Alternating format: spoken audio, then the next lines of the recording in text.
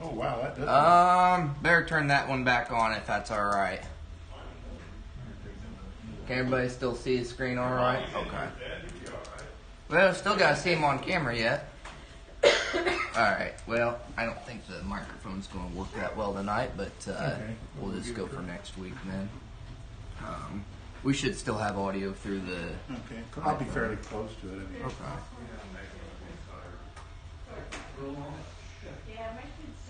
Okay. Are you ready to roll? I believe so. Why don't you just introduce everybody, then we'll go to the movie. Okay, I want to thank everybody for being here. A great big thank you, though, goes to iHelpU.tech and the study shop for letting us use their facilities. Really do appreciate it. The hospitality is great. That's one great thing about amateur radio. It's a learning process, and that's a great place to have it in the study shop.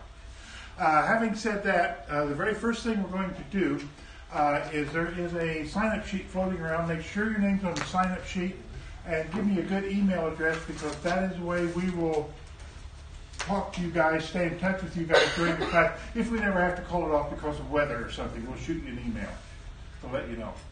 So make sure you sign the sign-up sheet. I would like to help Ben, KD9LJF. Yep. He's our producer. We got Doug back here, KC9VFI. He's helping with the sign-up. Ryan way in the back. Byron way in the back, AC9PA. He's also part of the tech crew here. We also have one guy over in Alabama that's monitoring us right now, and he will be answering questions of people that's watching online. We'll be able to give them a question right away. So this is the very first time we've done this. So expect mistakes, but we'll get through them. With that, we want to talk about what is amateur radio. All right, well, we'll get that video going here. Again, this is our first week, so it's going to be a little bit difficult just getting things up and running, but we'll try to smooth the process out as we go, and we'll go from there. So, all right, without further ado. Amateur radio, also known as ham radio, is a popular service and hobby that enables so many activities, from public service to scientific experimentation to sheer fun. With more than 740,000 practitioners in the U.S. and 1.75 million worldwide, there are federally licensed amateur radio operators everywhere, in your neighborhood, in your workplace, and in your schools. People just like you use ham radio to communicate without relying on the internet or a cell phone network, and it can go wherever you go. You can hike a trail, climb a mountain, or paddle a river, and take your radio with you. Ham radio even reaches as far as outer space.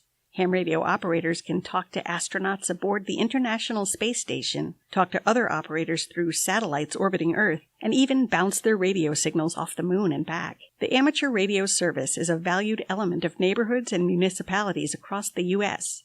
In times of disaster, when regular communications channels fail, the amateur radio service works with public service agencies such as FEMA, the American Red Cross, and the Salvation Army to assist emergency communications efforts. Amateurs can also use their radios to volunteer within their communities, providing communications for events like county fairs, parades, and road races. Although people get involved with amateur radio for many reasons, they all pass a test to earn the Federal Communications Commission license that shows they have a basic knowledge of the principles of electricity, radio technology, and operating rules. This knowledge has practical everyday applications that educators have used to teach science, technology, engineering, and math concepts.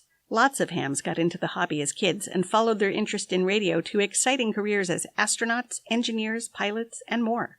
The ham radio frequencies begin just above the AM broadcast band and extend into extremely high microwave frequencies. Ham radio operators use these frequencies to communicate with each other using microphones, Morse code, and even by interfacing a radio with a computer or tablet to send data, text, or images. Some compete in contests, trying to make the most radio contacts within a certain time frame. Amateur radio has been around for over 100 years, and the technology behind it continues to evolve and advance today. Operators are always finding new ways to explore amateur radio, experimenting with digital applications of this technology through things like coding, mobile apps, and drones. To learn more about the endless possibilities of amateur radio, where the technology is headed, and how you can get involved, visit ARRL, the National Association for Amateur Radio, at www.arrl.org.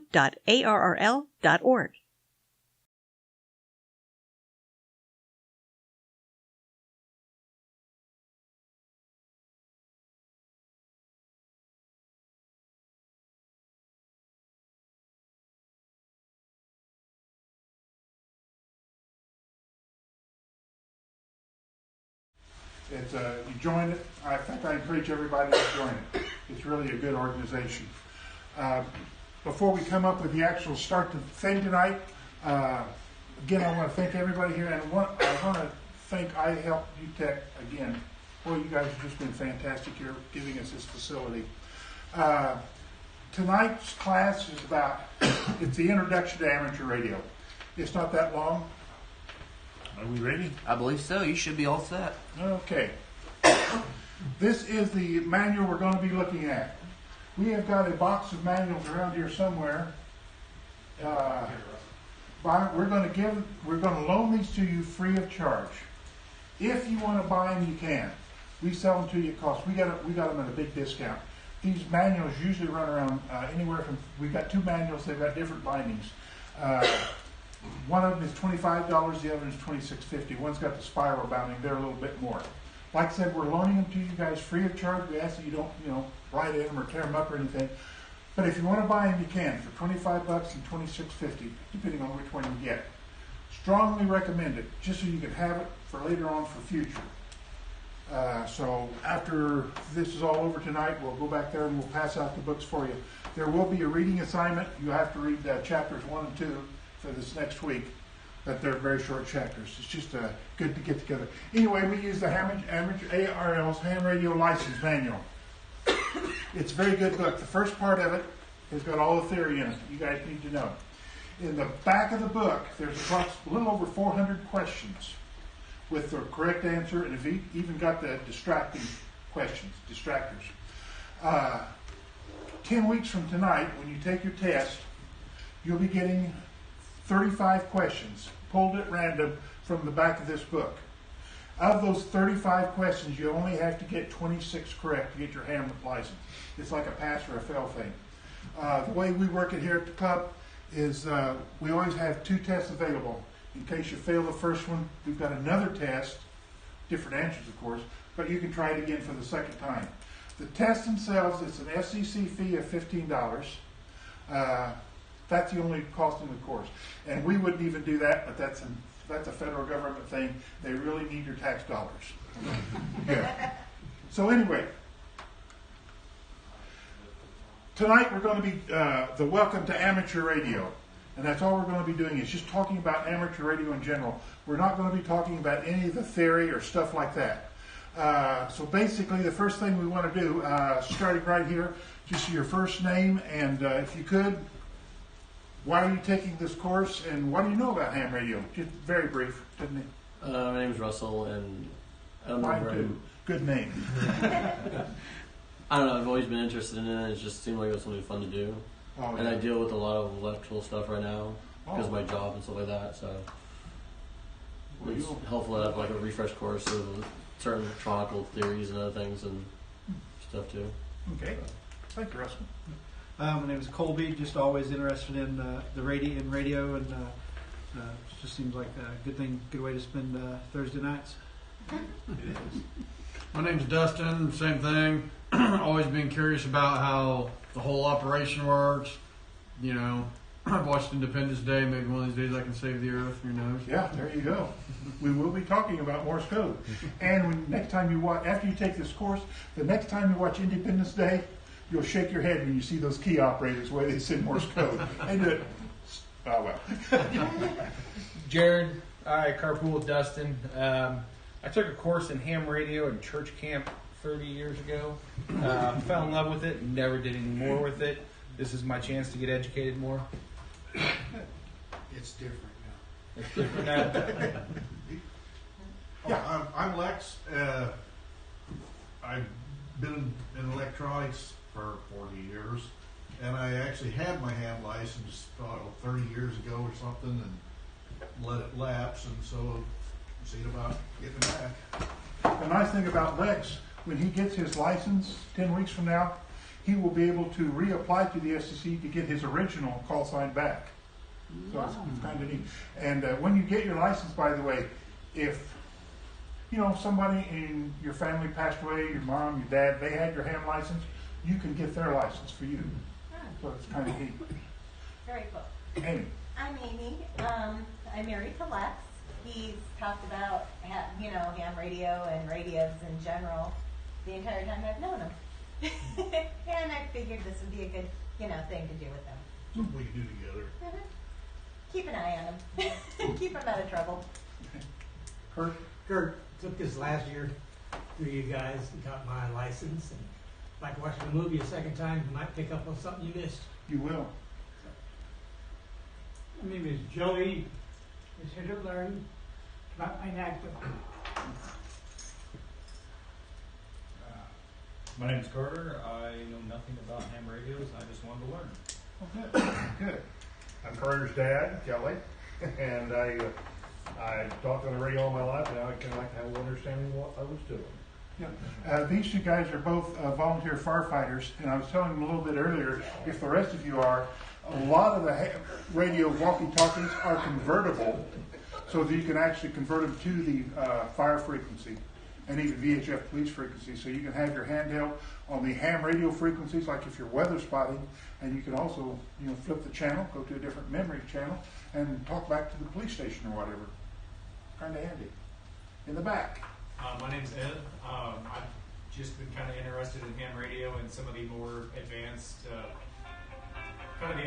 features like TV and texting and sending data over radio frequency.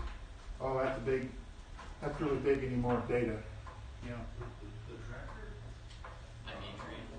I don't know much about ham radio at all. Boss is making me take this. My name is Frank Rosen. As a Boy Scout, I was offered a chance to take a ham radio course, which I declined at the time. But since then, I've thought, hey, communication's a bit more important than I thought. And here I am. Good. I'm also making him take the course as well. So He's still climbing the tree up here, I'll tell you. About expectations. Think we got everybody? I think so. Expectations. First of all, the class will start on time. We're kind of anal about that. If something's supposed to start at 7 o'clock at night, it's going to start at 7 o'clock at night. We do that for everyone's convenience. You will know in advance, though, in the books, what we'll be covering each night.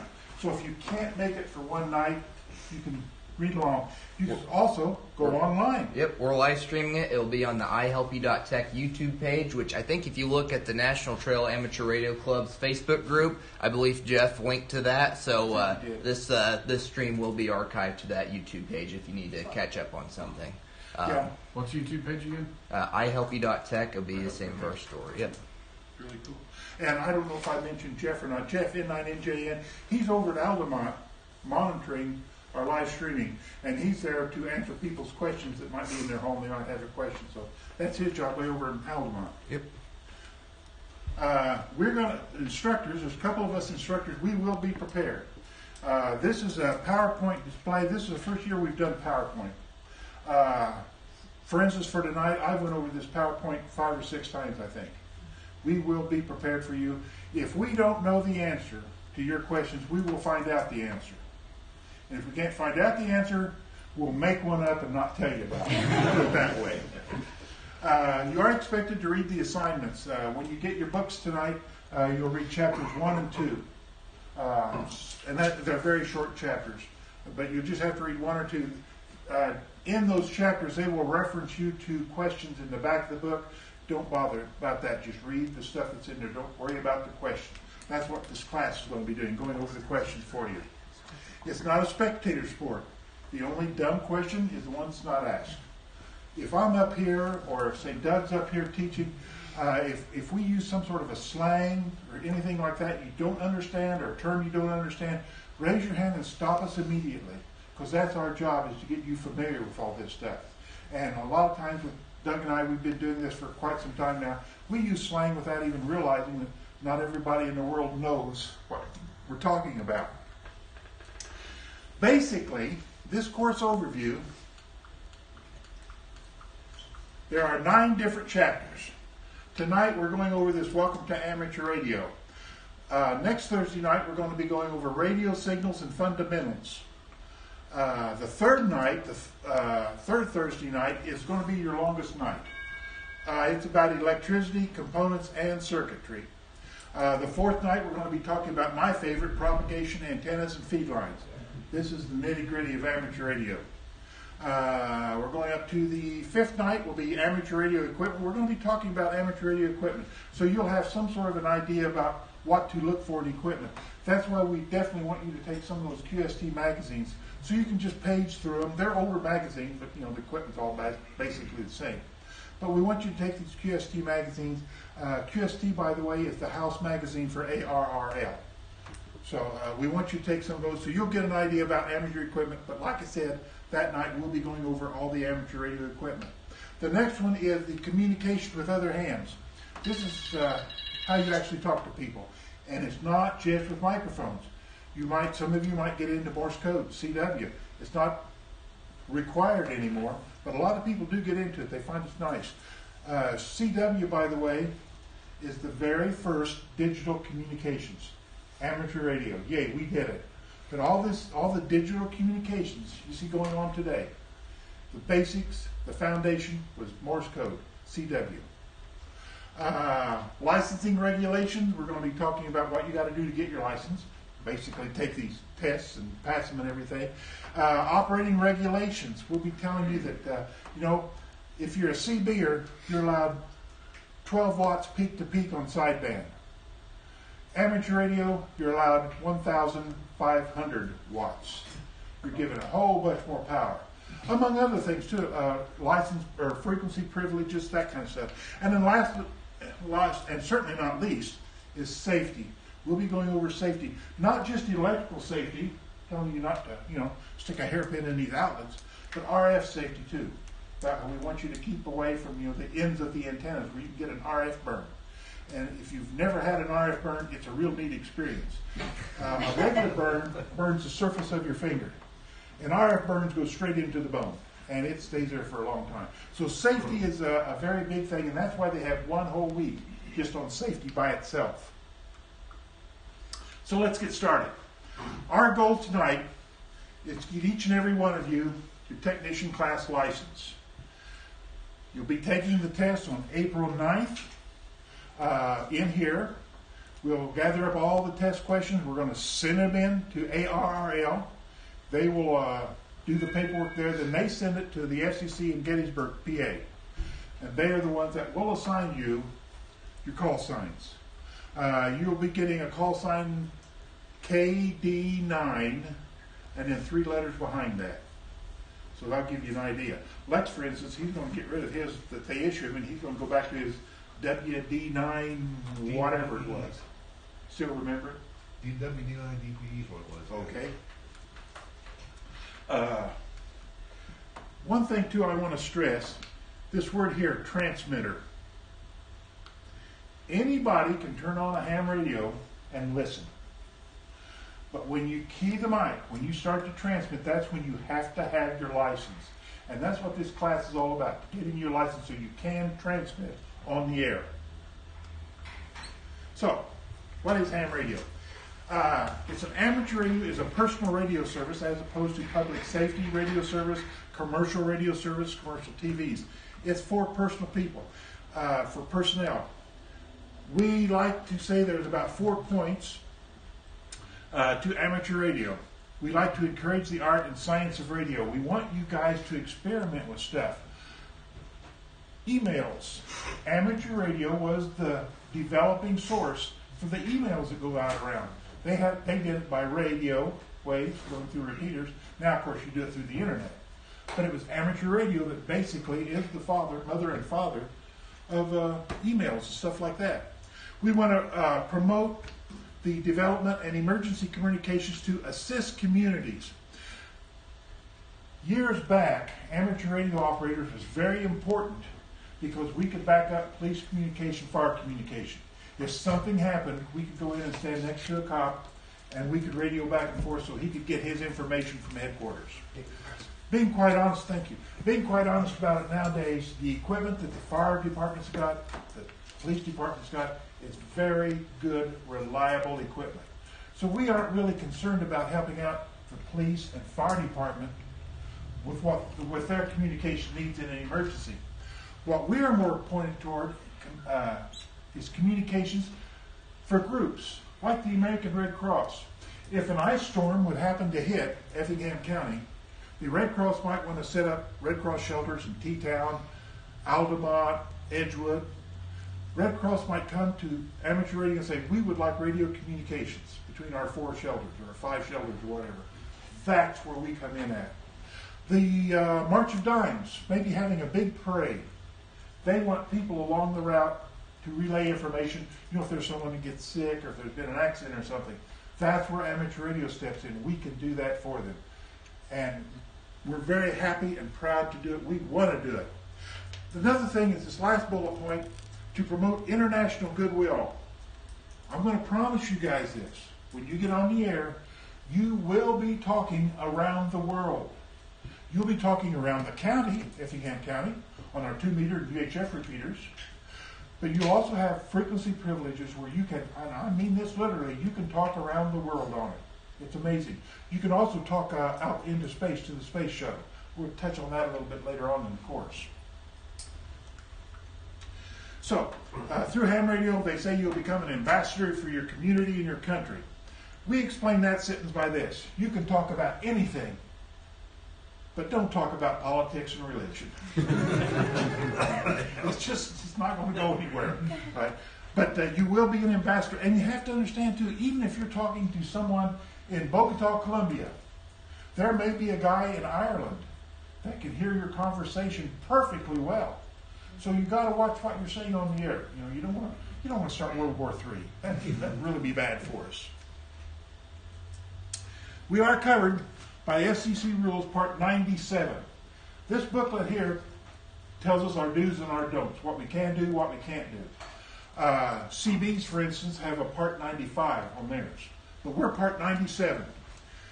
Anyone could be a ham radio operator. Anyone. Here in Effingham County, we had a young lady. Her name was Elizabeth from Mason, and I think she was 8 or 9 years old when she got her license. Her dad was a ham. So anyway, she was 8 or 9. And anyone could be a ham radio operator. You don't have to be an American citizen. It says anyone, there's a little caveat to that. A foreign diplomat cannot have an American ham radio license. But his secretary, his assistant, they can. But the diplomat himself or herself cannot have a license. I don't know why. That's just the way it is. But anyone can have a ham radio license if you're in the United States and take the test and pass it. This thing here, amateur radio operators cannot accept payments of any kind for using your radio.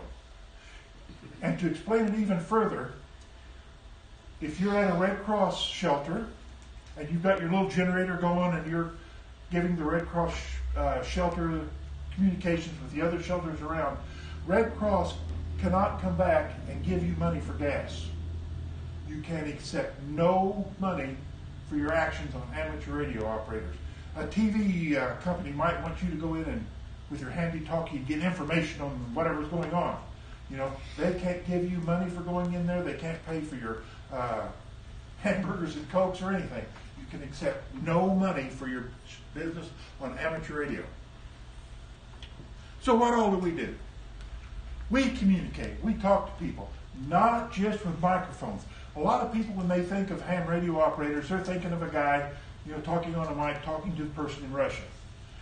Not so anymore. That happens all the time, of course, but there's also the digital communications, slow scan TV, which is just sending a picture over the air.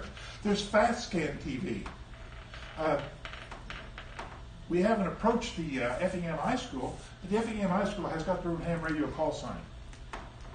I've always thought, wouldn't it be a great idea if the ham club at the Effingham High School would start televising their sports events. They can do it legally. They can't sell advertising because that would be accepting money, but they can actually televise the sports if we could get their club really active and going. I hope we can someday. Experimenting. Like I said, amateur radio is the parents of emails and all this stuff. We want you guys to experiment. You can buy all sorts of kits on the air where you can try digital communications, linking stuff around, but we want you to experiment. Building. Byron back there is building an amplifier, and I'm telling you, I saw it, it's a work of art. Maybe we can get you to bring that in here sometime. His amplifier he's building is just beautiful. We want people to build too, because that's how you find out things, how they work. Competing. That's my favorite. Sports, radio sports. The fourth Friday of every June, they have an event called Field Day. It is where ham radio clubs throughout the United States and Canada get together and they see how many other clubs they can contact. It's a really great social event. It's a great operating event. You get to come in and see all the guys bringing in different radios and stuff. Most of the people that come to the field day really don't even operate. There's just a few of us diehards that are really the operators. But you come to these things not only to meet ham radio operators from your vicinity, your community, but you get to see all the fantastic equipment that's out there. And it's just really a lot of fun on competing. We serve their communities, like I said. We might provide communications for walkathons, for shelters, houses, and we always engage in a lifelong learning. Every time you get a magazine, every time you come to a club meeting, I guarantee you, you'll learn just a little bit more about radio communications. And that's what really we're all about here. So what makes us different from other services? We've got FRS, the Family Radio Service. Family Radio Service is those little bitty walkie-talkies that you can buy at the big box stores. $20 for 2 of them. They only put out a half a watt. They're FM. They're great for camping. They've got a really short range. Or if you're out fishing, someone in a boat, someone on the shore can have it. They're really great for that. You don't have to have a license. You just have to buy one. Like I said, FRS is only a half a watt, so it's really low power. It's also up in the UHF spectrum, and it's FM. So when you do have communications, it's good communications, good quality communications. CBs. I think we're all familiar with CBs, limited to 4 watts on AM, 12 watts peak to peak on sideband, only 40 channels you get to operate on. GMRS, General Mobile Radio Service. The General Mobile Radio Service is literally right in the same group as FRS. In fact, sometimes you can buy these little walkie-talkies, handy talkies, with both the FRS frequencies and the GMRS frequencies. And some frequencies even changed. The neat thing about GMRS is its output is at 2 watts now. Plus, with GMRS, you can have a repeater. And a repeater is that remote site up on top of a hospital or something where your little walkie-talkie can get into that repeater and then it rebroadcasts out a lot stronger. So with this little 2-watt walkie-talkie, you can maybe talk a 20-mile radius with that little sucker. So GMRS is really nice. Excuse me.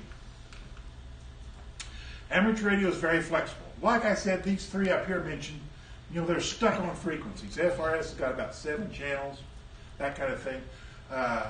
Amateur radio is very flexible because we don't have channels. We've got groups of frequencies.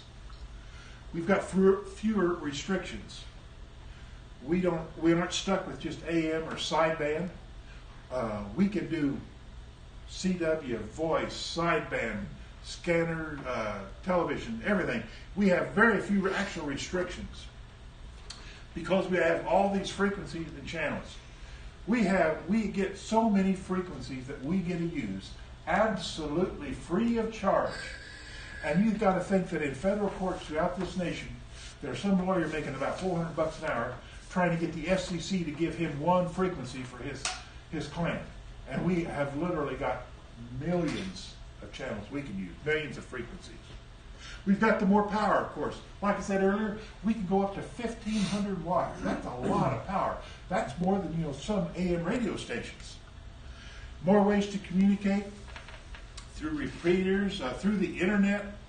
There's one program on the internet when you ought to think about downloading. As soon as you get your license, you want to download Echolink. Echolink is when it's hooked up to the internet. You download Echolink and you go up and down this menu and you can find Israel. So you click on Israel and it shows all the repeaters in Israel that's hooked up to Echolink. So you can click on that repeater in Jerusalem.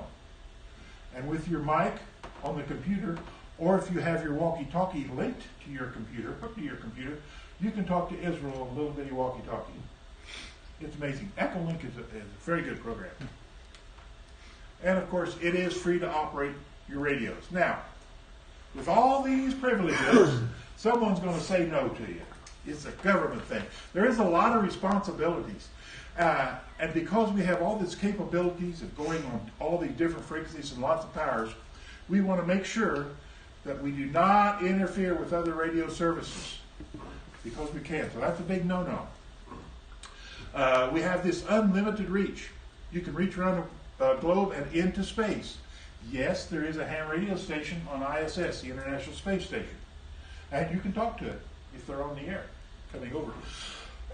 With the International Space Station, now, when it's going over, you've only got about a 4 or 5 minute window because it goes zooming across. How many of you have seen the ISS go over? Oh, isn't it something? It looks like a really bright star zipping right along, but you can't talk to it. This is why you are here. So you can get that FCC authorization. So you can get the privileges of talking on all these frequencies and doing all this stuff. Now, the steps to getting your license, the study manuals. This manual we're going to be passing out. We have the current edition, by the way, but you'll want to study that manual. Read the chapters and then go to the back and start reading those questions. Because those questions, like I said, they're going to take 35 out of those 400 some questions, and that's going to be your test. That question pool in the back of the book. The question pool changes about every 3-4 years. So, but we're current right now. We've got you the current questions. So you want to spend time in the back of that book reading through the questions, memorizing them. You can also get online and take a practice exam. ARRL.org/exam review, or you can go to QRZ.com, QRZ.com. QRZ.com is like a private website, I think if I can describe it like that. Then ARL is, of course, the national one. I'll give you a second or two to write those down. It's very important if you go take those practice tests, by the way, it will let you know how you stand. And if you go home tonight and take those practice tests, I think you might be really surprised about how many of them you're going to get right without even going through this class.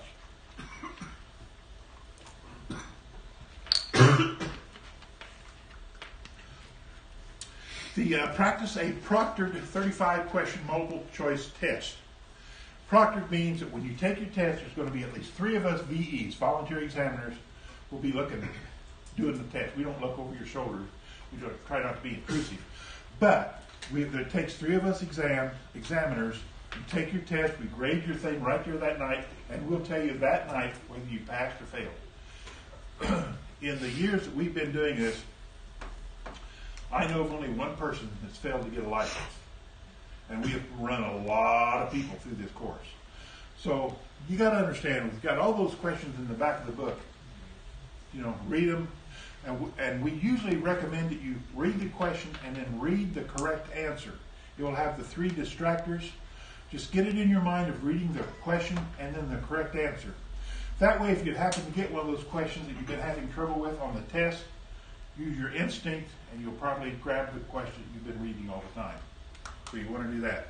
These questions are pulled directly from the question pool, and they are exactly written in the question pool.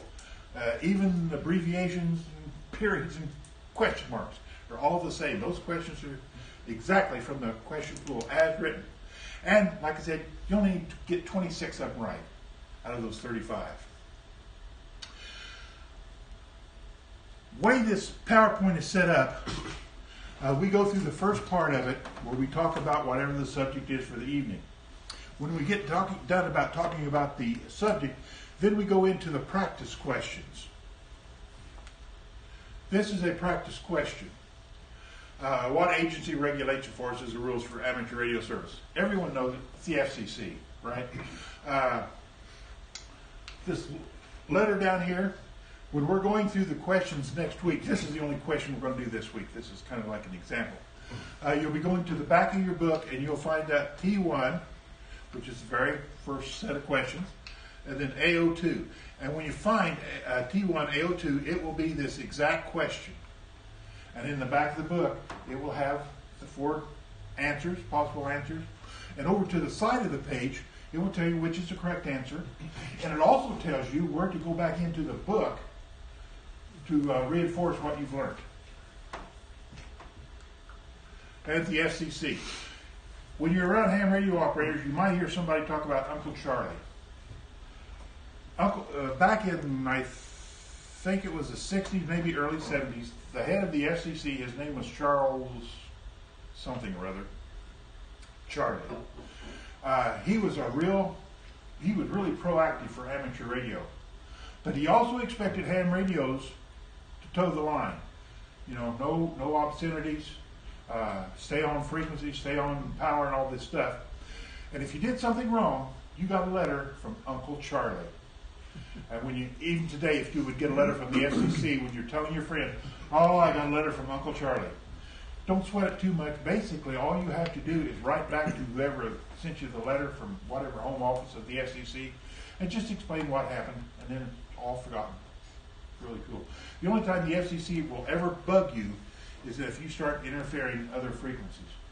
Yes, we've had ham radio operators to get on police frequencies and put out false calls and other crappy stuff like that. Well, we don't do that. Amateur radio is very proud of the fact that our language and what we do on the air is cleaner than what you will find on CBS, NBC, Fox News, or anything. We don't use any curse words. That was politics and religion at one thing. So anyway, we're ready for the next movie. All right, well, we'll get that swapped over. To anyone listening on the stream, we might have a bit of an interruption here, but we'll get that up and rolling. Are there any questions at this point? Yes. Yeah.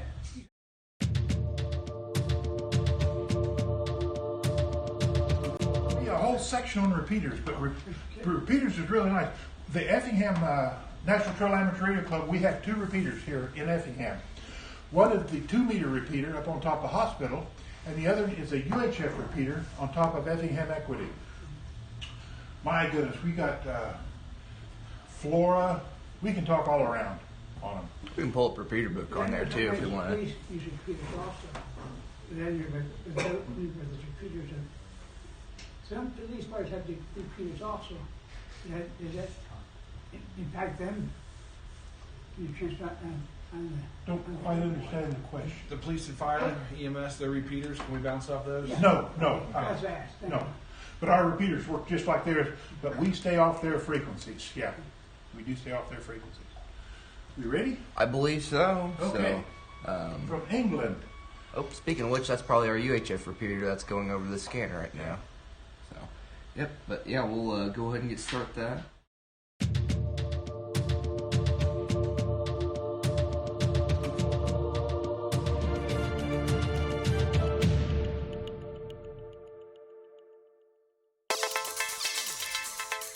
We live in an age of amazing technology.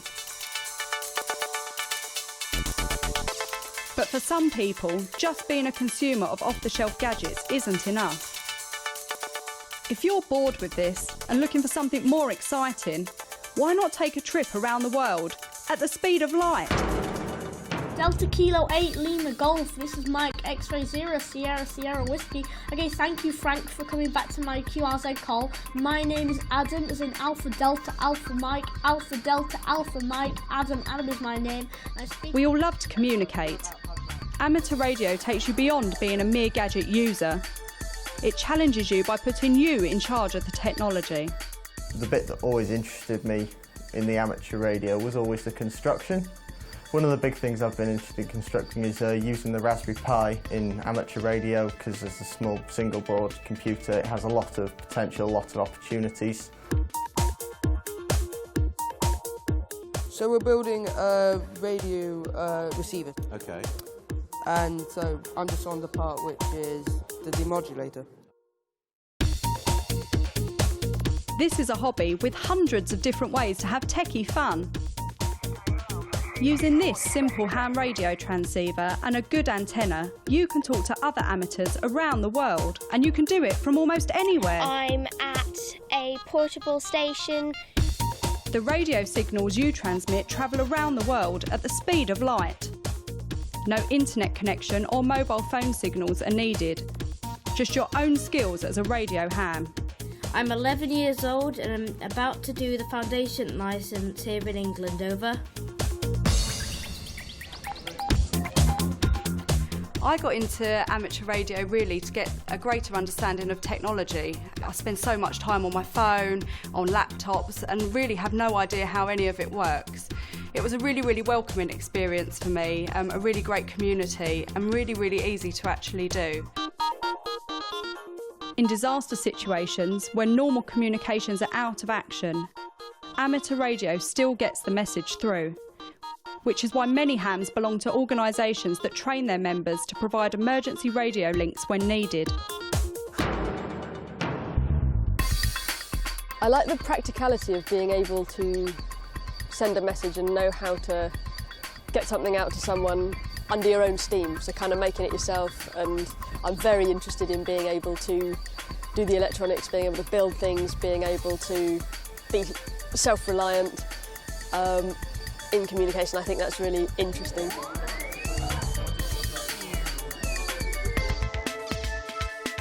It's great fun talking to other hams in unusual and sometimes exotic places around the world. And beyond. The International Space Station carries ham radio gear on board, and there's always licensed amateurs among the crew to use it, such as Commander Doug Wheelock. I've really enjoyed using the ham radio and talking to ham radio operators all over the world. Radio amateurs around the world also build and launch their own satellites, and hams anywhere can use them for space communication experiments, and of course to chat to each other. Golf 1 X-ray India Echo. Golf 1 X-ray India Echo, Golf Bravo 1 Yankee Oscar Tango America. Afternoon, 5 and 9. We're using SA50, which is an FM transponder satellite, which was going over from about west to north, around 70 degrees elevation. When computers and radios come together, there's a whole bunch of new opportunities for hams to connect by radio, sending text, transmitting pictures or real-time video, even displaying data from an amateur radio satellite orbiting the Earth. Mike 6 November Yankee Kilo. CQ, GB1 Utah. I got started in amateur radio because I'm a Girl Guide leader and I wanted to take up a hobby that I could do with my brownies. The interesting aspect of amateur radio is that you do learn how it works, and you get to communicate with loads of different people, find out about different areas of the world. You learn a bit more about the science of how it works, and you have a much more profound understanding of a technology that is going on all around you. In amateur radio, sport and radio fit together well too. I'll take another bearing in a minute because I don't trust that. These guys are trying to locate hidden radio transmitters, racing against each other and the clock. Amateur radio is a fantastic hobby for anybody who loves technology. I've only really been involved in the hobby for a really short amount of time, and I've been speaking to people all across the world. It's a really inviting community. One minute you're speaking to somebody about amateur radio and it leads on to so many other discussions about other different technologies you may not have even thought of. So if you do get a chance, come and join us.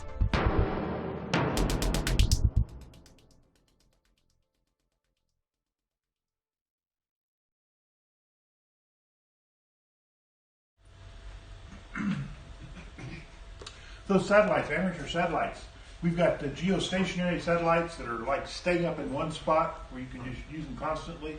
We've also got the low Earth orbiting satellites. They're the ones that come zipping over like the space station does. you got to have a little computer program to locate them. Heavensabove.com is a good, that's one I use at home. Shows you where all the satellites are at, so you can plan ahead when the satellite's coming over. And that's really cool because with the satellite, you can talk to anybody on your hemisphere. You know, if they're in that footprint of the satellite. So it's really cool. Other than that, this is the shortest night. Most nights will be about an hour and a half long.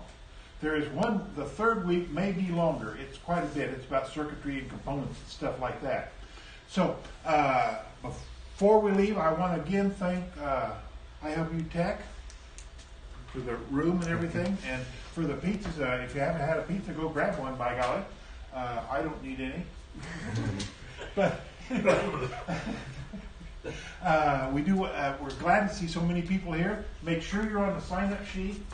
And as you're leaving, you can go and pick up the license manual, and we'll just get your name and address. Like I said, that license manual, we loan it to you free of charge. You don't have to pay for it, but you are expected to turn it back in when you take the test. We can give it to the next class.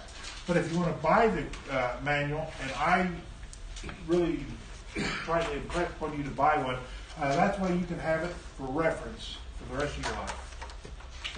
So. Does anyone have any questions before we kind of disperse? Yeah. On your license, can you upgrade it to a license that's awesome? Yeah, there are 3 grades of license. You guys are going after the technician class. The next one up is the general class. This general class is also a 35-question test. You've got to get 26 of them right. And it just builds on what you'll be learning here for the next 9 weeks. Once you get your general class, then you go up to the extra class. The extra class has got a 50-question test, and it gets a lot deeper into it. You get more frequency privileges each time you upgrade. I'm an extra class. That means I can go anywhere on the amateur band and talk. If you're a technician class like you guys, you'll basically have UHF and VHF privileges. You do have some privileges on an HF band. You can, on 10 meters where you can talk on. Because I saw the map there with different color codes. Does that relate to?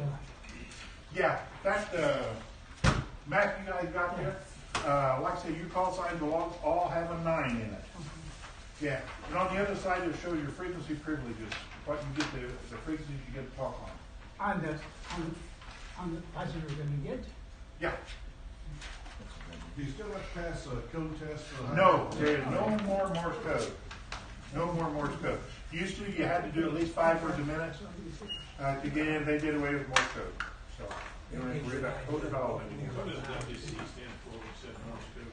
Pardon me? You're talking about Morse code, you're referring to as yeah, continuous wave. Continuous wave or Morse code. Yeah. All right. Well, I guess, does anyone else have any questions then? Oh, yeah. Well, hey, thank you so much for coming out. I think at this point, if you're listening on the stream, we'll go ahead and end it here. But again, thank you, and hope to see everybody next week. a dozen pieces of pizza here. Please eat up. I don't want to. So if you come to the vacuum, we'll issue out your book and also make sure that you're on the planet.